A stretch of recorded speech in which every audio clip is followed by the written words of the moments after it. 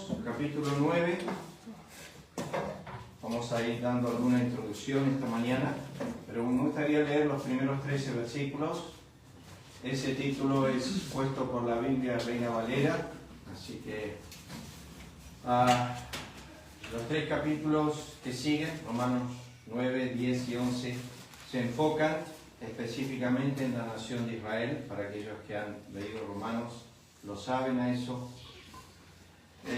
Algunos comentaristas dicen que es un paréntesis de Pablo, pero me parece que hay una unidad en la epístola de parte del tema que está tratando, que es la justicia de Dios.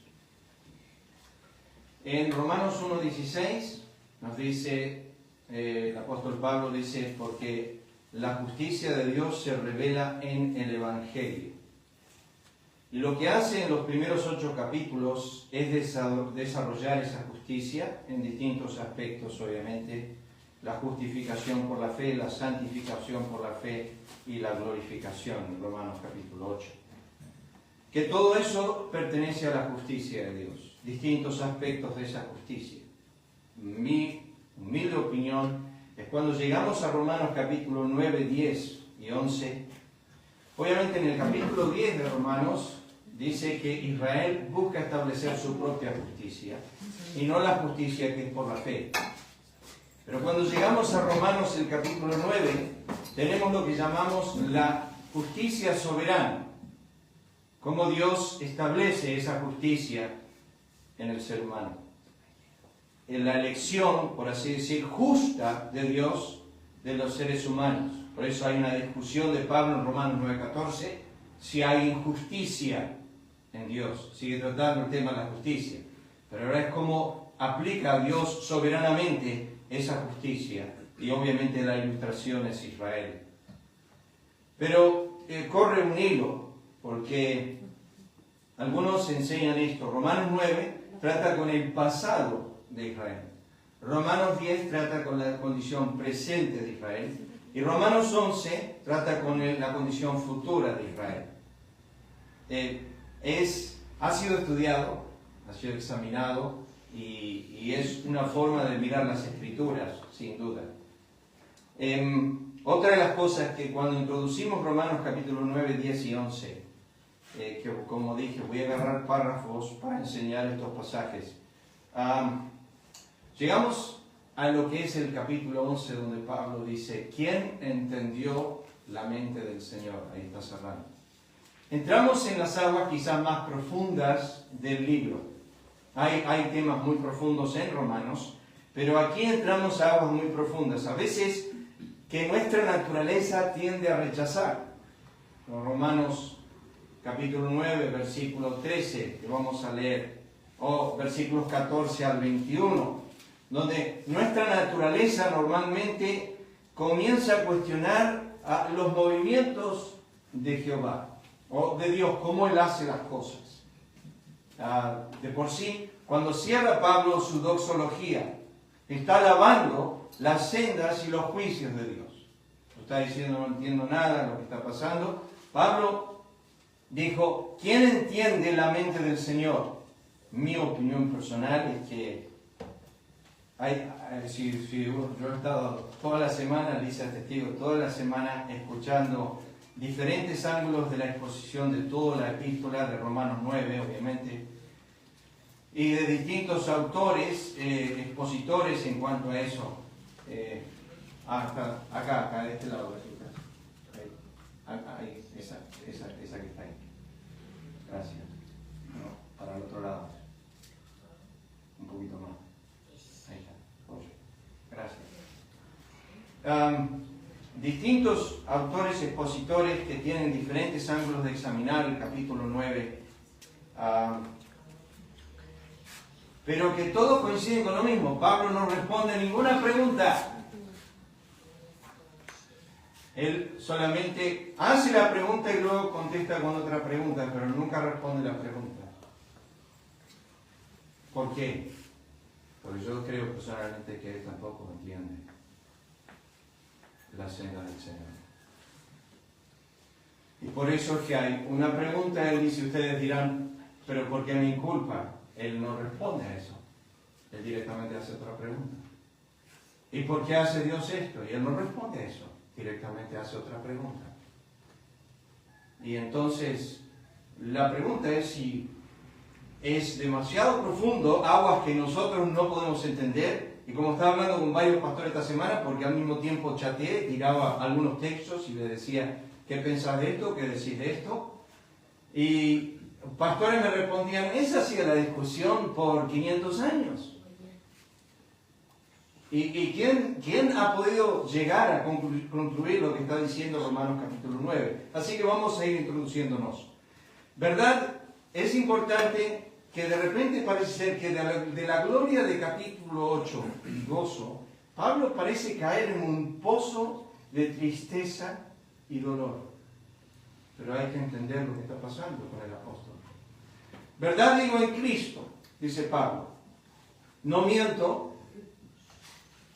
Está diciendo lo mismo en esas dos frases. En una dice, lo estoy diciendo la verdad, y en otra negativamente afirma la misma verdad. No miento. Es algo particular, paulino esto, lo vamos a ver. ¿Verdad digo? No miento.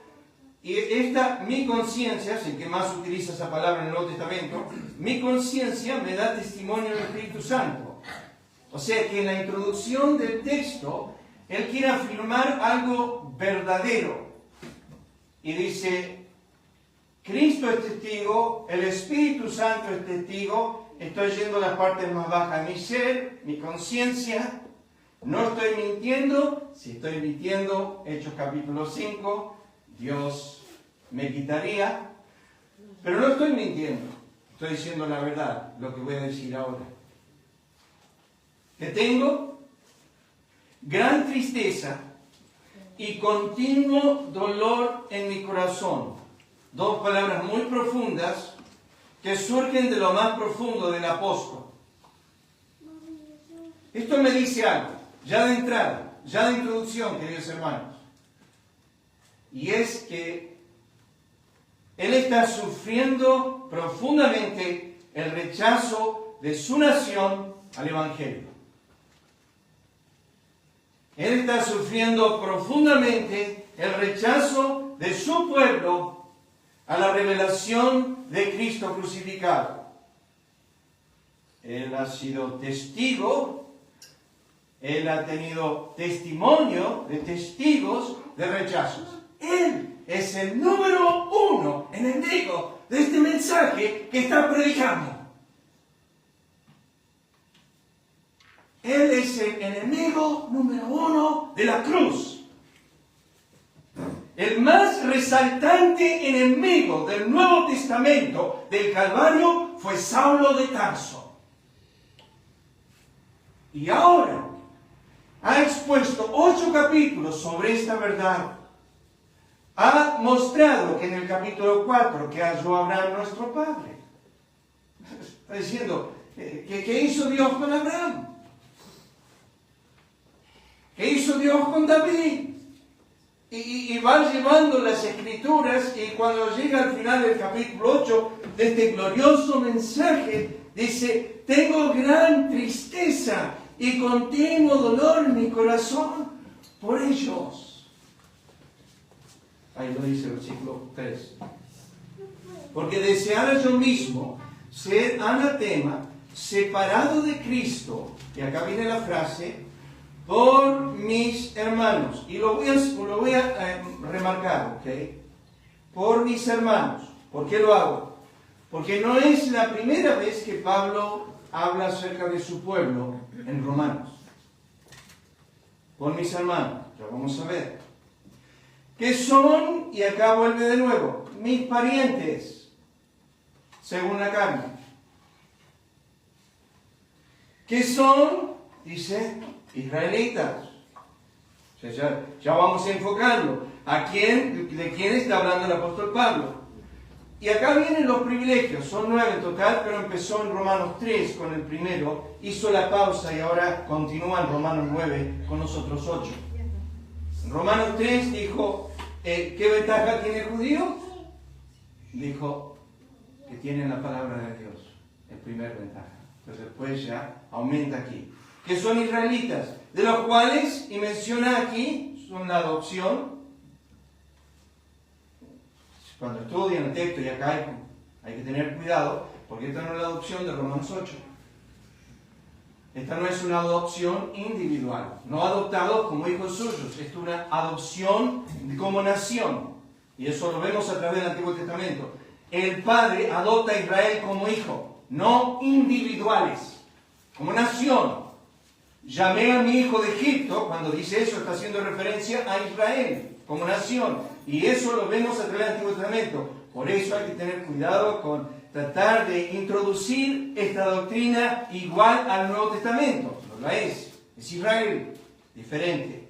Los cuales son la adopción, la gloria. Esto puede ir muy profundo, lo he estado estudiando, no lo vamos a ver hoy. El pacto, plural, singular, la promulgación de la ley. Esto vino, ustedes ya saben, como dice Juan, a través de Moisés. El culto. Esto tiene que ver con todos los ritos dentro del templo, que es la palabra griega liturgia. Las promesas. De quiénes son los patriarcas, específicamente Abraham, Isaac y Jacob. Y de los cuales, a través de Abraham, Isaac y Jacob, menciona a ellos, ¿por qué? Pues ya lo vamos a ver por qué. Según la carne, físicamente, vino la última ventaja, Cristo. Todas estas ventajas, adopción, gloria, pacto, ley, culto, promesas, patriarcas, y Cristo, no hicieron nada por la salvación de Israel. Están perdidos. El cual es Dios sobre todas las cosas, bendito por los siglos de los siglos. Amén. Dice, tienen todo esto y no tienen nada. Tienen todo esto y están perdidos.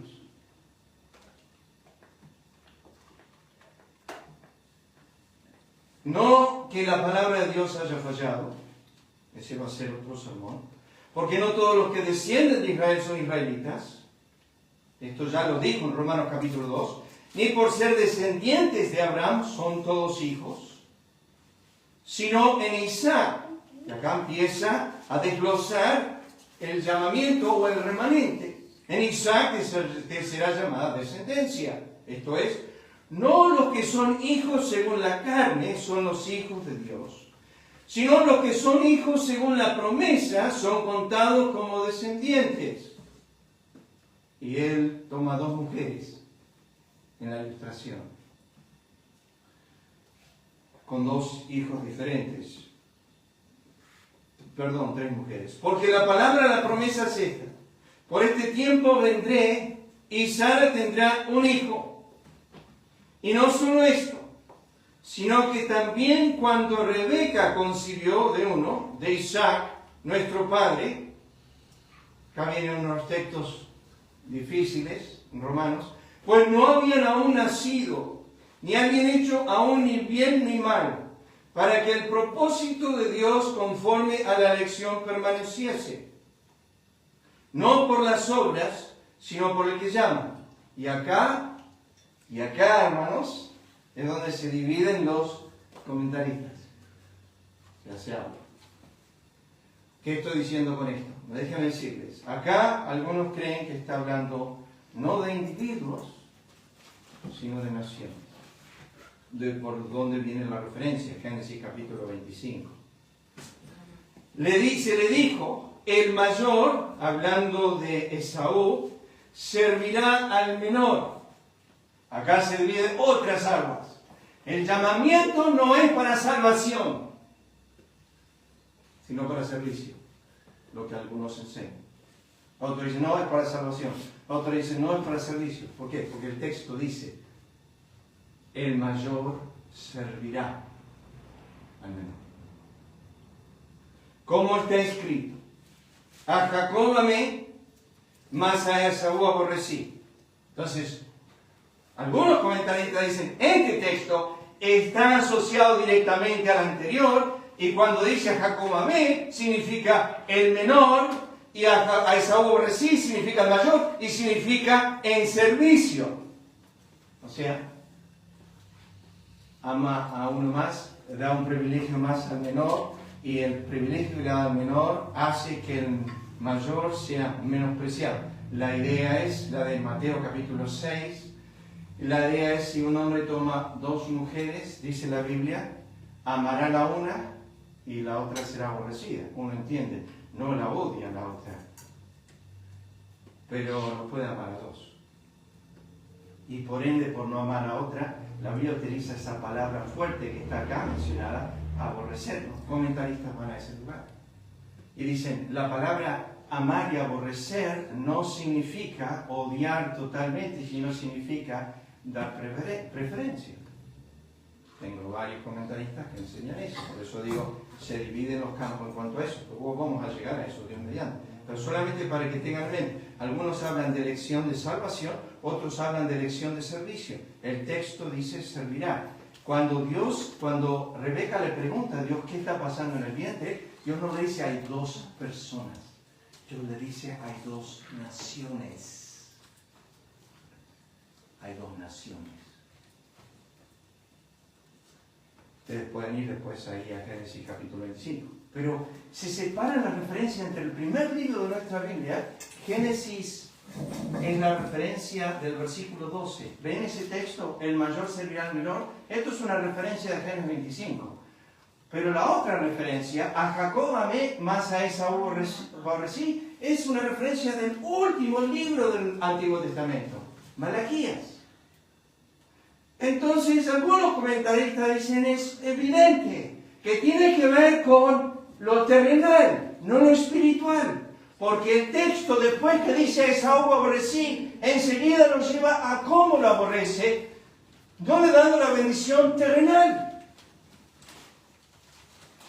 Simplemente le estoy diciendo dónde apuntan muchos para explicar este texto.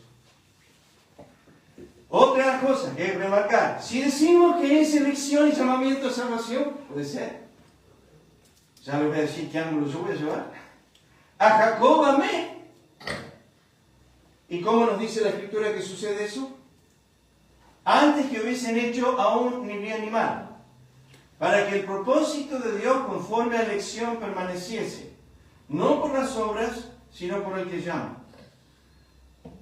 Ese pasaje lo llevan algunos a Jacob amé, a Esaú aborrecí. O sea, antes que hubiesen hecho nada.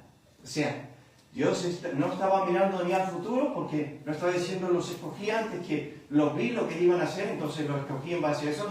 No examiné eso. La elección fue en base a mi propio propósito y voluntad. Los escogí en base a mi voluntad. Aquí algunos se dividen y dice acá hay doble predestinación. Aquí están los que son destinados al infierno desde la eternidad pasada, sin ningún causa o motivo. Como no hay causa para salvarlos, no hay causa para condenarlos. Simplemente Dios arbitrariamente los condena. Porque no examinó ni bien ni mal. Sin embargo, eso, hermanos, en mi humilde opinión, contradice a Romanos 1. No puede Pablo escribir algo en Romanos 1 que sea diferente a Romanos 9. La ira de Dios se revela con causa en Romanos 1. Y no puede Dios odiar a alguien sin causa cuando la Biblia dice la maldición no vendrá sin causa. Y después de estudiar todos los pasajes de la ira de Dios, siempre están destinados a causas, no sin causa. Entonces, tenemos que entender qué está diciendo Romanos capítulo 9, versículo 13. A Jacob amé, a Esaú aborrecí. Más, peor todavía, Deuteronomio 23, 7 dice, no aborrecerás a tu hermano Edom. Eso es fuerte. Dios le dice a Israel, no podés aborrecer a tu hermano Edom. No puede ser que el dador de esa ley quebrante esa ley. Entonces, ¿estamos entendiendo lo que Dios está diciendo cuando dice a Esaú aborrecí? O sea, hay un montón de parámetros, hay un montón de ángulos en el cual sentir esto. Yo entiendo. Escuchando a Pastor MacArthur, Pastor Piper, ambos se diferencian, ambos toman diferentes caminos. Mismo pasaje. Estimo los dos. Sproul, escuché a él esta semana en cuanto a esto. También se diversa, se va diferente. Pero antes de introducir todo este tema, porque estamos tirando nomás pensamientos, escuchen por qué Pablo está pensando en su nación. Bueno, Romanos capítulo 1, versículo 16. No me avergüenzo del Evangelio porque es poder de Dios para salvación, esto es Romanos 1, a todo aquel que cree, escuchen ahora, al judío primeramente, tiene preeminencia, y también al griego, pero al judío primeramente. Romanos 2:9. Tribulación e angustia sobre todo ser humano que hace lo malo. El judío primeramente, y también el griego. Pero gloria y honra y paz a todo el que hace lo bueno. Al judío primeramente y también al griego. Ya él está introduciendo su pueblo al escribir. 2:17. He aquí tú tienes el sobrenombre de judío y te apoyas en la ley, te glorias en Dios, y la lista sigue. Ustedes ya saben, hay un montón de cosas preciosas ahí para examinar que miramos hace un tiempo atrás. Pues no es judío el que lo es exteriormente, porque todo el capítulo habla de la nación de Israel, capítulo 2, perdón. Capítulo 1 trata con los gentiles, capítulo 2 trata con los judíos. Dice, pues no es judío el que lo es exteriormente, ni es la circuncisión la que se hace exteriormente de la carne, sino que es judío, esto es lo que responde en el capítulo 9, el que lo es en lo interior, la circuncisión es la del corazón, en espíritu, en letra, la alabanza del cual no viene de los hombres, sino de Dios. ¿Qué ventaja pues tiene el judío? Seguimos con el mismo tema. Yo no me acuerdo de todo esto, pastor. Yo no sabía que había tanto énfasis de Israel en Romanos. Más de 30 veces se menciona judío e Israel en la epístola romana. Su pueblo, mis parientes, su pueblo, mis parientes. Hay un énfasis. Porque él es judío, lo dice en el capítulo 11. ¿Ha Dios desechado a su pueblo? No. Sí, yo soy elegido. Yo también soy judío. Dios me escogió a mí. ¿Qué ventaja pues tiene el judío? ¿De qué aprovecha la circuncisión? La respuesta en versículo 12 es mucho. Se les ha confiado la palabra de Dios. Y después las otras 8 cosas que menciona. ¿Qué pues somos nosotros mejores que ellos? En ninguna manera, pues ya hemos acusado a judíos y a gentiles que todos están bajo pecado. Así termina Romanos 11, quiero decirles. Dios puso a todos bajo desobediencia, es lo mismo, para tener misericordia de todos, dice Romanos 11. Ahora termina con la misma conclusión que Romanos 3. Todos son desobedientes para tener misericordia de todos. ¿Es Dios solamente Dios de los judíos? Sigue preguntando. No, es también de los gentiles, ciertamente también de los gentiles, a los cuales también ha llamado, esto es a nosotros, no solo de los judíos, sino también de los gentiles, porque no hay diferencia entre judío y griego. Eso ya lo dijo en Romanos 3:23, pues el mismo que el Señor de todos es rico para con todos los que le invocan, que son israelitas, de los cuales son adopción. Ya lo leímos al texto. No que la palabra de Dios haya fallado, porque no todos los que descienden de Israel son israelitas. Puse Israel, ¿saben por qué? Porque abarca el capítulo 9 hasta el 11, y de ahí nos sale el mensaje de Israel. Y déjenme decirles esto, 14 veces menciona a su pueblo, aparte de los parientes y pueblo y todo eso. También Isaías clama tocante a Israel. Si fuera el número de los hijos de Israel como la arena del mar, tan solo el remanente será salvo. Mas Israel, que iba tras una ley de justicia, no la alcanzó. Hermanos, ciertamente el anhelo de mi corazón, mi oración a Dios por Israel para salvación. Es interesante que en los 3 capítulos 9, 10 y 11 introduce un pensamiento similar a la introducción. ¿Y qué es? Un peso por su pueblo. También digo, ¿no ha conocido esto Israel? Primeramente Moisés dice, yo provocaré celos con un pueblo que no es pueblo, con un pueblo insensato provocaré ira, pero acerca de Israel dice, todo el día extendí mis manos a un pueblo rebelde y contradictor. Digo pues, ¿ha desechado Dios a su pueblo? Está hablando de Israel. De ninguna manera, porque también yo soy israelita, de la descendencia de Abraham, de la tribu de Benjamín. ¿No ha desechado Dios a su pueblo, al cual desde antes conoció? ¿O no sabéis qué dice la Escritura, qué dice de Elías la Escritura, cuando invoca a Dios contra Israel? Que pues, lo que buscaba Israel no lo ha alcanzado, pero los escogidos sí lo han alcanzado, y los demás fueron endurecidos. Digo pues, ¿ha tropezado los de Israel para que cayesen? En ninguna manera. Pero por su transgresión vino la salvación a los gentiles para provocarles a hacerlo. Porque no quiero, hermanos, que ignoréis este misterio, que para que no seáis arrogantes en cuanto a vosotros mismos, que ha acontecido a Israel endurecimiento en parte, hasta que haya entrado la plenitud de los gentiles. Y luego, todo Israel será salvo. Otra frase que hay que estudiar cuidadosamente. Como está escrito, vendrá de Sion el libertador, que apartará, otra vez menciona a Israel, pero con otro nombre, de Jacob, la impiedad. Y todo Israel será salvo. No los que están ahora en el infierno. Cuando dice todo Israel, es el grupo en un momento. De esto hay mucho.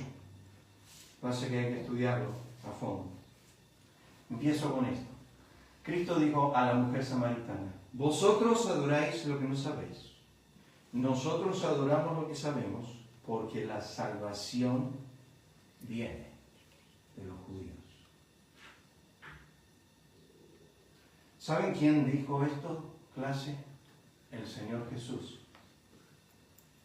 Aclaró firmemente, si no fuese por esta nación, no hubiese Salvador.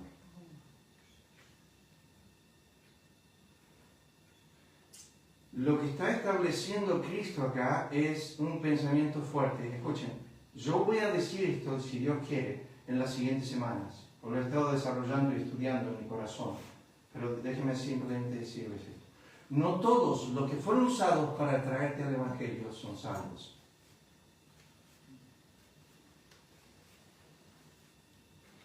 Porque Israel haya sido usado como nación para que Cristo venga al mundo y sea el Salvador del mundo, como dice Juan capítulo 4, no significa que ellos son salvos. Y que alguien haya sido usado por Dios para traerte a una iglesia o darte un folleto y luego te enterás, es ateo. Se fue de Cristo. No quieres nada, saber nada con el Señor. Esto es más y más profundo en las Escrituras. Dios nos está mostrando que porque tengas ventajas en el reino de Dios, no significa que seas salvo. Si naciste en un lugar cristiano, si lees la Biblia todos los días, si eres miembro de una iglesia, si te congregas, si hasta tienes tu tiempo de oración. Los islámicos oran 5 veces al día. ¿Significa que son salvos? Cornelio oraba, pero no era salvo. El eunuco iba a Jerusalén a adorar, pero no era salvo. Que hagamos cosas que aparentemente parecen ser que somos parte del cuerpo de Cristo y somos hijos del Altísimo, no significa que lo seamos. Y esto es claro, que la nación de Israel, a través de ellos, vino la salvación, pero no significa que ellos sean salvos.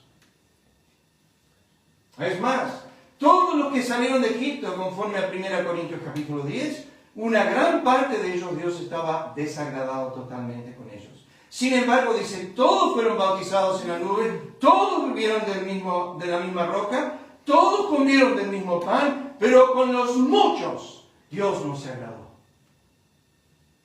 O sea que estar en el número, miren a Judas Iscariote, Hechos dice, fue contado con los apóstoles. Estaba en el grupo, más fue llamado por Cristo, pero era que es perdido. Quiero que por favor pongamos nuestras mentes en la mente judía, que ellos realmente tenían un gran privilegio, es a través de esa nación que Dios trajo la salvación al mundo. Cuando digo mundo, hablo del mundo de los gentiles y de los judíos. La salvación vino a través de la nación de Israel. Por eso dice esto, Romanos 9:5. ¿De quiénes son los patriarcas? De los cuales, según la carne, vino Cristo. O sea, a través de ellos, según la carne, vino Cristo. Ahora escuchen. Acá empezamos a como mover la piedra. Escuchen.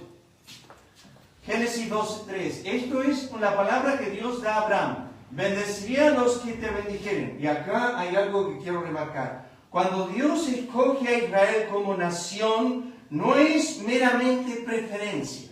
Ahora escuchen. Si yo llamaría en este momento a Johnny, yo tengo acá adelante un paquete de galletitas, y yo escojo a Johnny, le digo, vení Johnny un segundo, quiero que vayas y repartas estas galletitas a los que están acá. El que yo escogí parece que le he dado la preferencia, pero mi preferencia es para que bendiga a otros. Dios escogió a Israel no para que quede la bendición en Israel, sino para bendecir al mundo. Proclamar entre las naciones su gloria. Mi casa, dijo Cristo, será llamada casa de oración ¿para quién? Para todas las naciones. Israel debía haber llevado el Evangelio a todas las naciones. No era para Israel. ¿Cómo lo sabemos? Escuchen el texto. Esto es la palabra de Abraham. Bendeciré a los que te bendijeren, a los que te maldijeren maldeciré, y serán benditas en ti todas las familias de la tierra. No los judíos meramente, sino todo el mundo. ¿No dice Apocalipsis 7, versículo 9? De toda tribu, de toda lengua, de toda nación estaban delante del trono. ¿De dónde vino esa bendición? De que Dios escogió un hombre llamado Abraham. De ese hombre hizo una nación llamado Israel. De esa nación Dios utilizó a Israel para llevar el Evangelio al mundo. El propósito no era preferir a uno sobre otro meramente. Era, tú vas a ser el instrumento. Aquí el que está escribiendo Romanos 9, se le dijo a él en su nacimiento en Cristo, instrumento es. Instrumento es. Lo escojo para que sea el instrumento para llevar mi nombre delante de los reyes, los gentiles y los hijos de Israel. No es para que quede con él. Es para, yo lo bendigo a Pablo para que Pablo sea una bendición al mundo. Y les aseguro que el apóstol Pablo no sabe cuán lejos ha llegado la carta a los romanos. ¿Y cuántos se han convertido por esa epístola? Hablando de Martín Lutero, por ejemplo. Que leyendo Romanos 1:17, el justo por la fe vivirá, se convirtió. ¿Quién escribió esa carta? El instrumento que Dios utilizó, que fue Pablo, a través del Espíritu Santo, para tocar el corazón de ¿quién? Miles de años más tarde. Martín Lutero. Él fue un instrumento para llevar el Evangelio, para bendecir. Pero esto es Abraham. Sigamos leyendo. Habiendo de ser Abraham una nación grande y fuerte, y habiendo de ser benditas en él, ¿quiénes, clase? Todas las naciones de la tierra. No, Abraham, este mensaje que yo te doy, esta simiente que va a venir a través tuyo, no es para ti solamente, no es para el pueblo judío, es para todas las naciones, es para que yo bendiga a todo el mundo. Génesis 22:18. En tu simiente, vamos a ir a esa referencia, serán benditas todas las naciones de la tierra, por cuanto obedeciste a mi voz. Para mí es claro, pero ahora pasamos a la siguiente generación. Génesis 26:4, este es Isaac. Multiplicaré tu descendencia como las estrellas del cielo, daré a tu descendencia todas estas tierras, y todas las naciones de la tierra serán benditas en tu simiente. Es Isaac. Ahora vamos a Jacob. Será tu descendencia como el polvo de la tierra, y te extenderás al occidente, al oriente, al norte, al sur, y todas las familias de la tierra serán benditas en tu simiente. Esto estaba hablando, estaba durmiendo en una roca, y se levantó. Dios le dijo, toda tu simiente será bendita. Todas las familias de la tierra serán benditas. Ahora llegamos a estas verdades en el Nuevo Testamento. Y la Escritura, previendo que Dios había de justificar por la fe a los gentiles, dio de antemano la buena nueva a Abraham, diciendo, en ti serán benditas todas las naciones. ¿Estaba hablando de Abraham? Bueno, acá viene la explicación. Ahora bien, a Abraham fueron hechas las promesas, y a su simiente, y no dice a las simientes, plural, como si hablase de muchos, sino como si hablase de uno, y a tu simiente, la cual es Cristo. O sea que el mensaje a Abraham, Isaac y Jacob, de que a través de ellos todas las naciones serían benditas, es a través de Cristo, el mundo iba a ser bendecido a través de la nación de Israel. Ahora escuchen, Gálatas 3:14 lo explica. Para que en Cristo Jesús la bendición de Abraham alcanzase a los gentiles, a fin de que por la fe recibiesen la promesa del Espíritu. Y Pablo está turbadísimo que el canal de esta verdad está rechazando esta verdad. Que el Israel de Dios, que Él escogió para traer este mensaje al mundo, está rechazando este mensaje. Y le turba en su corazón. Israel, Abraham, Isaac, Jacob iban a ser el medio, el canal por quien Cristo iba a venir y por medio de él bendecir a todas las familias de la tierra. La Escritura dice esto: Israel desechó la roca que es Cristo, la piedra que los edificadores desecharon, ha venido a ser cabeza del ángulo. Cristo enseñó esto, pero escuchen ahora esto. Por tanto os digo que el reino de Dios será quitado de vosotros. Acá, serio. No cumpliste el propósito por el cual te llamé.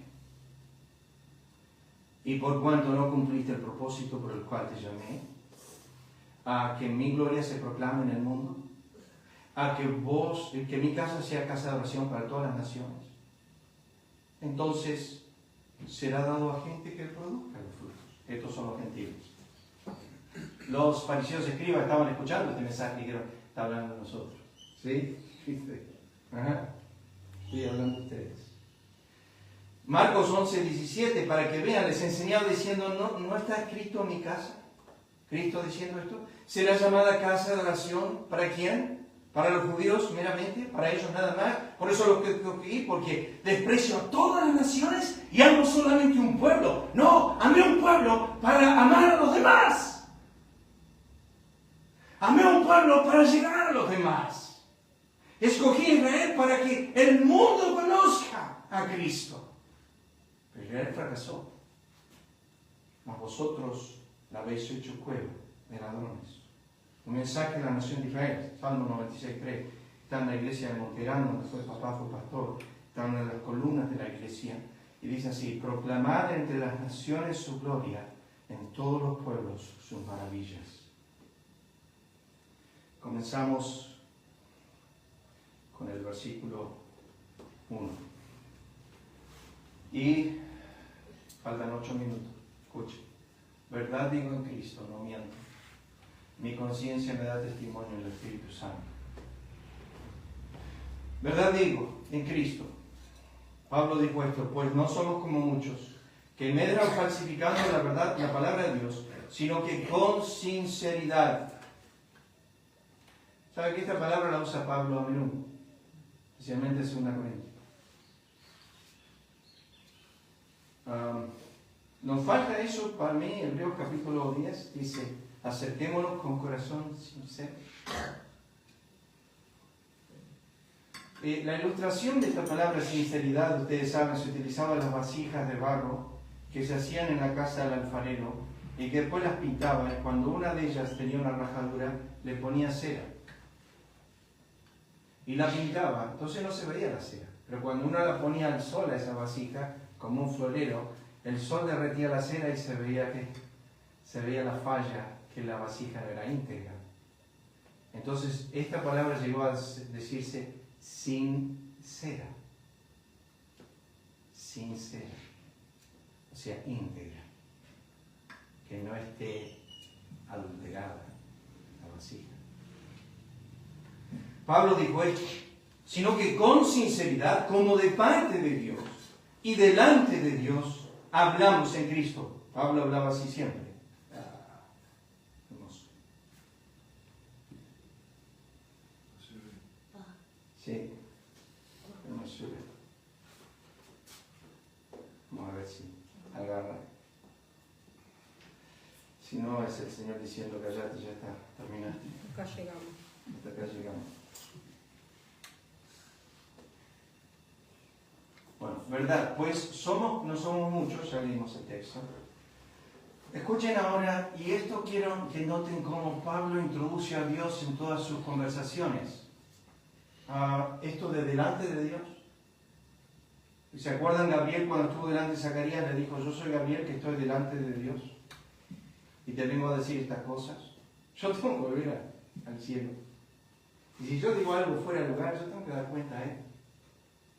Yo hablo delante de Dios, porque yo siempre estoy en su presencia. Es como Elías, el profeta, cuando dijo que vivía en la presencia de Dios. Escuchen ahora a Pablo, ¿cuántas veces hace esto? Porque testigo me es Dios. Él no va a decir, bueno, mi esposa es testigo de lo que yo hago en casa, Augusto es testigo de mi vida. No, Dios es testigo. Testigo me Dios a quien sirvo en mi espíritu en el Evangelio de su Hijo. ¿Y qué testifica Dios de Pablo? Que sin cesar hago mención de vosotros siempre en mis oraciones. Escuchen ahora. Mas yo invoco a Dios por testigo sobre mi alma. Pablo vivía en una forma que Dios es el testigo. Escuchen ahora. Filipenses 1:8. Porque Dios me es testigo de cómo os amo a todos vosotros. Miren, Tesalonicenses. Porque nunca usamos de palabras lisonjeras, como sabéis, ni encubrimos avaricia. Dios es testigo. Él se atrevía a decir, no, yo nunca fui avaro, ni usé palabras lisonjeras. No, mi conducta fue esta. A los tesalonicenses les dice, vosotros sois testigos y Dios también. Era tremendo como Pablo dice, verdad digo en Cristo, no miento. Romanos 1:9:1 dice, no miento. 2 Corintios 11:31, el Dios y Padre nuestro Señor Jesucristo, quien es bendito por los siglos, sabe que no miento. En esto os escribo aquí delante de Dios, no miento. Para esto fui constituido predicador apóstol, digo la verdad de Cristo, no miento. ¿A dónde está yendo con esto Pablo? Está poniendo peso a sus palabras. Pablo dijo, mirando fijamente al concilio, dijo, varones hermanos, yo con toda buena conciencia he vivido delante de Dios hasta el día de hoy. Por esto procuro tener siempre una conciencia sin ofensa ante Dios. Porque nuestra gloria es esta, el testimonio de nuestra conciencia, que con sencillez, y vuelve a mencionar, y sinceridad de Dios. Antes bien renunciamos a lo oculto y vergonzoso, no andando con astucia, ni adulterando la palabra de Dios, sino por la manifestación de la verdad, recomendándonos a toda conciencia humana delante de Dios, que guarden el misterio de la fe con limpia conciencia. Doy gracias a Dios al cual sirvo de mis mayores con limpia conciencia. Orad por nosotros, pues confiamos en que tenemos buena conciencia. ¿De qué está hablando? Dice, yo les quiero decir la verdad, no les voy a mentir, y el Espíritu da testimonio de mi conciencia que en esto que digo es limpio, es puro, es verdad, no hay mentira en esto. ¿Y qué es? Que yo tengo gran tristeza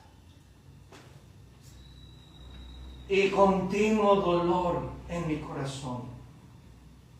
Pero ¿cómo se balancea esto con Filipenses? Regocijaos en el Señor siempre. ¿O cómo se balancea con todo el mensaje de Evangelio, Romanos 1:8?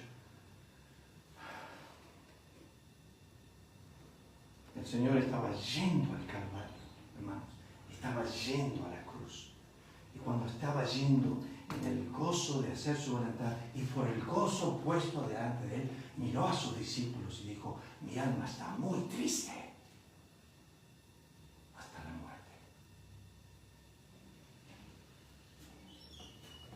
Una cosa aquí no quita la otra, hermanos. Yo puedo tener gozo en el Señor, en mi eterno destino, pero tener profunda tristeza. ¿Por qué? ¿Te angustias, pregunta pues, por los demás? ¿Te angustias por los más cercanos, los miembros de tu propia familia? ¿Te angustias por los que son tus enemigos? David lo hizo en Salmo 35. ¿Te angustias por los que son grandes pecadores? Esto es Israel como nación. ¿Te angustias por los que tienen grandes privilegios? Otra vez Israel como nación. Lo vamos a ver. Escuchen al profeta Jeremías. Mas si no oyeres esto, en secreto llorará mi alma a causa de vuestra soberbia. ¿Qué hacemos con una persona orgullosa soberbia? Que Dios te va a pagar, vas a ver. ¿Qué hizo Jeremías? Se fue a llorar por ellos. Él no le pasó maldición. Le dijo, Dios, trae fuego del cielo, quémalos. Este orgulloso soberbio, que se caiga, vas a ver cómo te vas a caer. Le dice, antes de la caída del orgullo, vas a caer. Quiero mirarte cuando estás cayendo. Me voy a reír cuando te caes. Miren, Jeremías. En secreto llorará mi alma a causa de vuestra soberbia. Y llorando amargamente se desharán mis ojos en lágrimas por el rebaño de Jehová, porque el rebaño de Jehová fue hecho cautivo. Oh, dice Jeremías, si mi cabeza se hiciese aguas, y mis ojos fuente de lágrimas, para que llore día y noche a los muertos de la hija de mi pueblo. Derramen mis ojos lágrimas noche y día y no cesen, porque de gran quebrantamiento es quebrantada la virgen hija de mi pueblo. Jeremías no estaba contento. Jeremías no estaba contento por la situación de Israel. Jeremías estaba angustiadísimo, lloraba. Ya sé, lo llaman el profeta llorón. Escuchen a Samuel. Me pesa, Dios le dijo a Samuel, haber puesto por rey a Saúl, porque se ha vuelto de en pos de mí y no ha cumplido mis palabras. Y se apesadumbró Samuel y clamó a Jehová toda aquella noche. Hermanos, ¿saben por qué no nos pesa?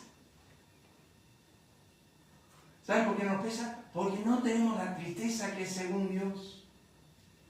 No tenemos esa tristeza que Él tiene al mirar a su pueblo y pega el grito del cielo y el gran predicador de las almas dice, oh Jerusalén, Jerusalén, que matas a los que te son enviados. Oh, cuántas veces quise yo y no quisiste. Oh, cuando vemos su tristeza, nuestras almas se unen a su espíritu. Cuando comprendemos cuánta tristeza le causa a Dios que un alma lo rechace. Cuando vemos eso, entonces empezamos a entender lo que le pasó a Samuel.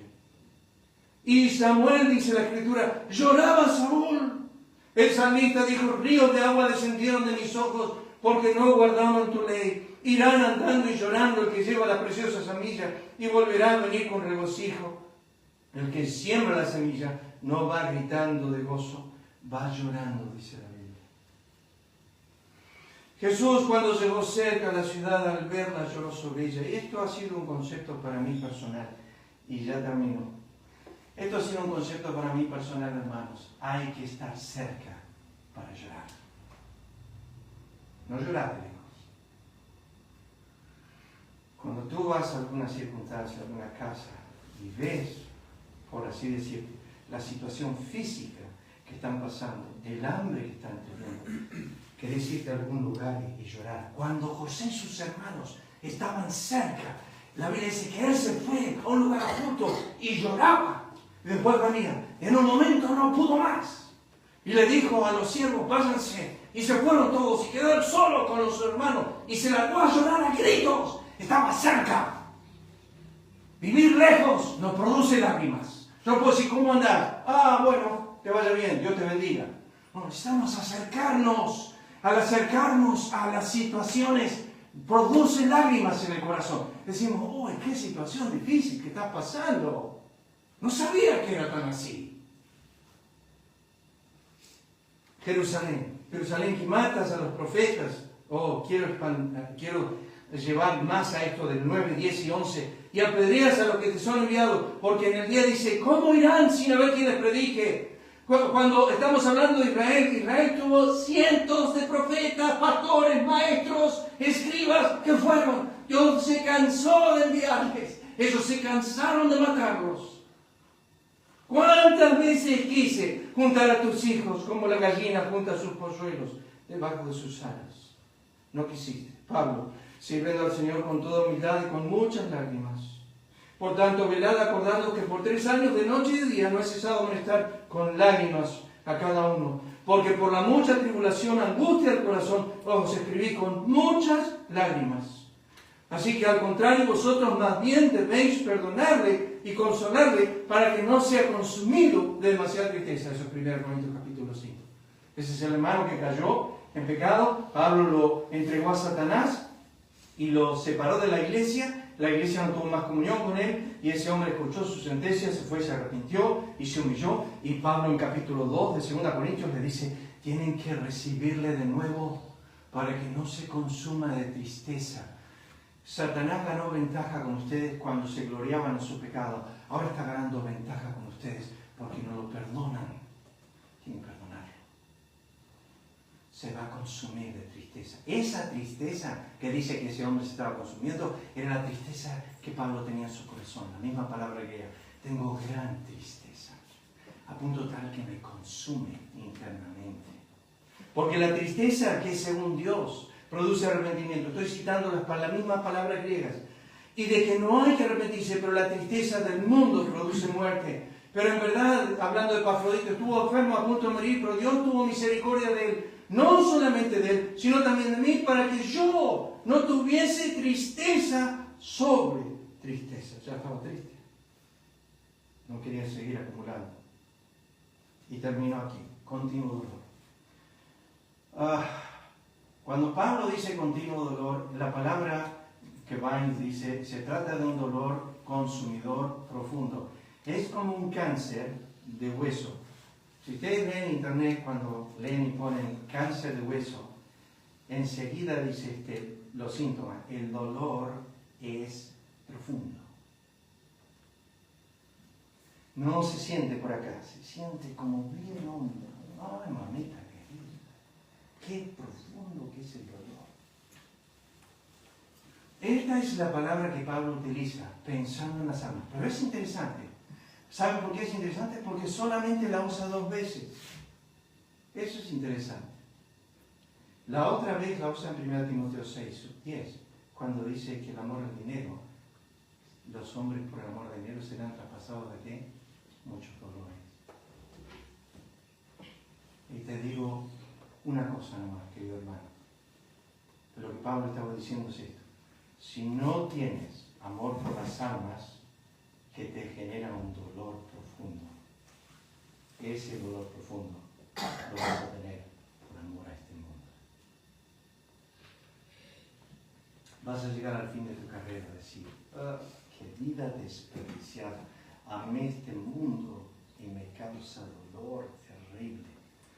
Amé este siglo presente, amé el dinero, no corrí por otra cosa que no sea el dinero, no perseguí otra cosa que no sea el dinero. Pablo dijo, yo tengo ese dolor, pero no es por el dinero, es por las almas. Yo tengo gran tristeza y profundo dolor por estas almas. Y cierro con esto, dijo continuo. También 2 veces en el Nuevo Testamento nada más. No ceso de orar, le dijo a Timoteo, misma palabra griega. ¿Saben qué significa? La palabra Vines dice significa intermitente, no para. No sé si han tenido esa situación de una noticia, por ejemplo, que le pesa el corazón y tiene que hacer otras cosas, pero el corazón está pesando por eso. Y están haciendo todo y tiene visitas y tal, pero atrás, como dicen en inglés, el quemador de atrás, sigue latiendo ese dolor. Sigue eso. ¿Saben que cuando Pablo estaba escribiendo y llegó a capítulo 8 y dice no hay ninguna condenación para los que están en Cristo Jesús, le estaba doliendo el corazón? Y cuando llegó al final del capítulo 8 y dice no hay separación para los que están en Cristo, le estaba doliendo el corazón. El dolor era intermitente y nunca perdió ese dolor. Tuvo gran tristeza y gran dolor por su pueblo. Era continuo. Él lo dice ahí, continuo dolor. Padre eterno, hemos pensado un poco en la expresión de la tristeza del apóstol, del profundo amor de Cristo que él tenía por una nación que estaba siendo el medio de esta gracia y que la rechazaba. Oh Dios eterno, ¿cuántas veces hemos visto esto? Hombres y mujeres que nos han llevado al mensaje del Evangelio y rehúsan creerlo. Y expresamos cómo se entiende esto, Señor. Una nación con tantos privilegios, rechazando el privilegio más supremo, el Salvador. Bendice tu palabra esta mañana. Ayúdanos a empezar a encarar este tema con sabiduría, con inteligencia, que tú estés guiando nuestros pensamientos. Pedimos tu bendición en el nombre de Cristo. Amén. El Señor